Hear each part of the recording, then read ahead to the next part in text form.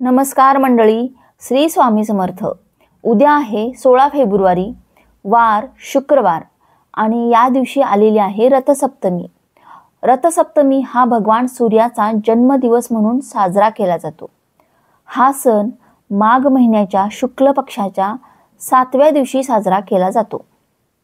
असं म्हटलं जातं की या रथसप्तमीच्या दिवशी सूर्याची किरणे ही पहिल्यांदाच पृथ्वीवरती पडली होती, म्हणून या दिवसाला विशेष महत्त्व हे दिलं जातं। रथसप्तमीच्या दिवशी आपल्याला सूर्यदेवाची पूजा करायची असते आणि सोबतच काही उपाय सुद्धा करायचे असतात। आजच्या व्हिडिओमध्ये मी तुम्हाला अतिशय महत्त्वाचा आणि प्रभावी उपाय सांगणार आहे। तर पहा, आपल्याला अंघोळीच्या पाण्यामध्ये अशी एक वस्तू टाकायची आहे, यामुळे कितीही कठीण इच्छा ही पूर्ण होईल।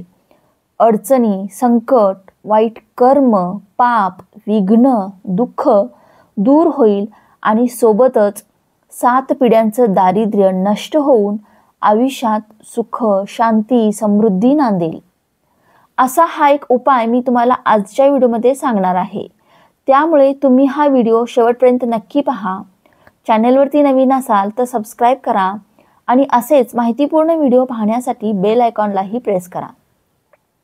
तर पहा, रथसप्तमीच्या दिवशी स्नान, पूजा, दान या गोष्टींना विशेष महत्त्व आहे। या दिवशी सूर्योदयाच्या वेळी नदीत स्नान केल्याने सर्व पापातून मुक्ती मिळते।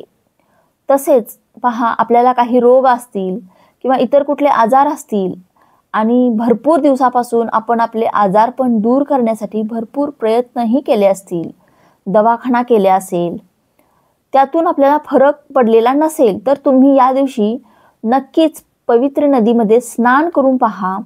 याने नक्कीच आजारपणातून मुक्ती मिळते असं सांगितलं जातं। त्याचबरोबर रथसप्तमीच्या दिवशी दानाला विशेष महत्त्व आहे। या दिवशी आपण अन्नधान्य दान करू शकतो, तसेच वस्त्रदान करू शकतो। त्याचबरोबर या दिवशी आपल्याला सूर्यनारायणाला न विसरता अर्घ्य द्यायचा आहे। असं केल्याने सकारात्मक परिणाम आपल्या आयुष्यावरती होतो आणि सूर्यदेवाची उपासना केल्याने आरोग्य आणि संपत्तीमध्ये सुद्धा वाढ होत असते। म्हणून या रथसप्तमीला अनन्यसाधारण असं महत्त्व असतं। म्हणूनच पहा, आपल्याला एखाद्या पवित्र नदीमध्ये स्नान करणं शक्य नसेल तर तुम्ही घरच्या घरी अंघोळीच्या पाण्यामध्ये या वस्तू टाकल्या तर तुम्हाला पवित्र गंगेमध्ये स्नान केल्या इतकं पुण्य मिळेल। तुमचे वाईट कर्म, पाप, दुःख, रोग असतील तर ते दूर होतील। सोबतच तुमच्या आयुष्यामध्ये सुख शांती नसेल, वारंवार तुम्हाला कोणत्या ना कोणत्या अडचणीला सामोरं जावं लागत असेल, भरपूर दिवसापासून तुमच्या मनामध्ये एखादी इच्छा आहे पण ती इच्छापूर्ती होत नाही, तर इच्छापूर्तीसाठी त्याचबरोबर तुमच्यावर कोणते वारंवार विघ्न येत असेल, काही नकारात्मकता असेल, काही करणीबाधा असेल, तर यासारख्या समस्या दूर करण्यासाठी आपल्याला हा उपाय करायचा आहे। तर पहा, सर्वात महत्त्वाची गोष्ट म्हणजे रथसप्तमीच्या दिवशी आपल्याला ब्रह्ममुहूर्तावरती उठायचं आहे आणि हे जे स्नान तुम्ही करणार आहात ना, तर ते तुम्ही ब्रह्ममुहूर्तावर करण्याचा जास्तीत जास्त प्रयत्न करा। जर तुम्ही हे स्नान ब्रह्ममुहूर्तावरती केलं तर तुम्हाला या उपायाचा 100% रिझल्ट हा दिसून येईल।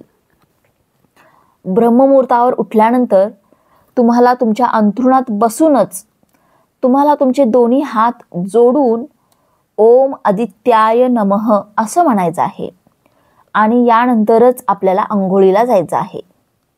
अंघोळीला गेल्यानंतर तुम्हाला तुमच्या अंघोळीच्या पाण्यामध्ये आपल्याला थोडंसं गंगाजल टाकायचं आहे। गंगाजल तुम्ही गंगेमधून आणलेलं असेल तर अतिशय उत्तम, किंवा नसेल तुमच्याकडे गंगाजल तर तुम्ही पूजेचं साहित्य ज्या ठिकाणी भेटतं त्या ठिकाणी तुम्हाला गंगाजलाची छोटी बॉटल भेटून जाईल, तिथून सुद्धा तुम्ही आणू शकता।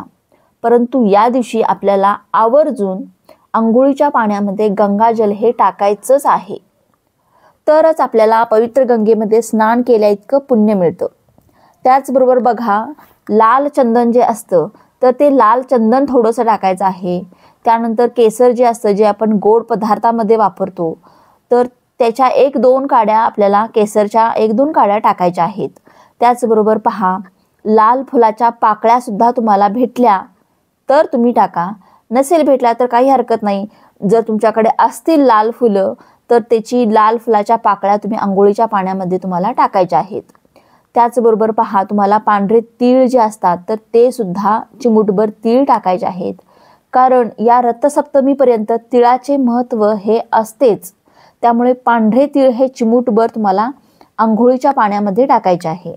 यानंतर आपल्याला स्नान करायचं आहे आणि स्नान करताना बरेच जण काय करतात की चुकीची आंघोळ करतात. आंघोळीला सुरुवात केल्यानंतर काय जण काय करतात की डोक्यावरून पाणी ओतून घेतात, डायरेक्ट डोक्यावरून पाणी ओतायला सुरुवात करतात. तर कुणी काय करतं की गुडघ्यावरती पाणी ओतून आंघोळीची सुरुवात करतात. पण ही आंघोळ पूर्णपणे चुकीची मानली जाते.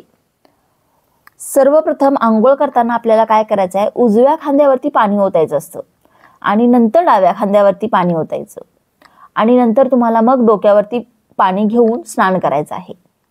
स्नान करताना तुम्हाला ओम आदित्याय नमः किंवा ओम सूर्याय नमः या मंत्राचा जप करत तुम्हाला स्नान करायचे आहे. स्नान करून झाल्यानंतर तुम्हाला स्वच्छ वस्त्र हे परिधान करायचे आहे. तुम्ही पांढऱ्या रंगाचे कपडे घालू शकता किंवा तुम्ही पिवळ्या रंगाचे कपडे घालू शकता किंवा तुम्ही लाल रंगाचे कपडे घालू शकता. जर तुमच्याकडे सांगितल्याप्रमाणे या रंगाचे कपडे नसतील तर काहीच हरकत नाही. या दिवशी तुम्हाला फक्त स्वच्छ कपडे परिधान करायचे आहेत. तुमच्याकडे ज्या पण रंगाचे कपडे असतील ते तुम्ही घालू शकता, फक्त स्वच्छ कपडे आपल्याला परिधान करायचे आहेत. आंघोळ झाल्यानंतर ना आपल्याला एक तांब्याचा कलश घ्यायचा आहे. कलश हा स्वच्छ धुतलेला असावा. त्यामध्ये स्वच्छ ताजं पाणी घ्यायचं आहे. या पाण्यामध्ये आपल्याला थोडंसं लाल चंदन टाकायचं आहे. त्याचबरोबर पहा, कुंकू टाकायचं आहे, एखादे लाल फूल टाकायचे आहे आणि त्याचबरोबर आपल्याला थोडेसे पांढरे तीळ सुद्धा टाकायचे आहेत. थोडंसं केसर टाकायचं आहे आणि त्याचबरोबर पहा, कच्चं दूध जे असतं ना तर ते कच्चे दूध सुद्धा आपल्याला यामध्ये टाकायचं आहे. आणि त्यानंतर आपल्याला सूर्याला अर्घ्य द्यायचा आहे. सूर्याला अर्घ्य द्यायला अजिबात या दिवशी विसरायचं नाही. जो पण व्यक्ती या दिवशी सूर्याला अर्घ्य देतो त्या व्यक्तीच्या जीवनातील अडचणी, वाईट संकट, दुःख हे दूर होतात आणि त्या व्यक्तीवरती सूर्यदेवाची कृपा प्राप्त होते आणि वाईट कर्म पापातून सुद्धा मुक्ती मिळते. यामुळे आवर्जून सूर्याला अर्घ्य तुम्हाला द्यायचं आहे आणि सूर्यनारायणाची पूजा करायची आहे. पहा, आपण आपल्या देवघरामध्ये सूर्यदेवताचे फोटो किंवा मूर्ती कधी ठेवत नाही, परंतु साक्षात आपण त्यांना बघू शकतो किंवा साक्षात आपण त्यांची पूजा करू शकतो. म्हणून सकाळी सकाळी जेव्हा सूर्य निघतो ना त्यावेळेला आपल्याला काय करायचं आहे, सूर्यनारायणाला अर्घ्य द्यायचा आहे. हा खूप प्रभावी उपाय आहे. तुम्हाला अर्घ्य दिल्यानंतर खूप जास्त फायदा होणार आहे तुमच्या आयुष्यामध्ये. तुम्ही करून पहा.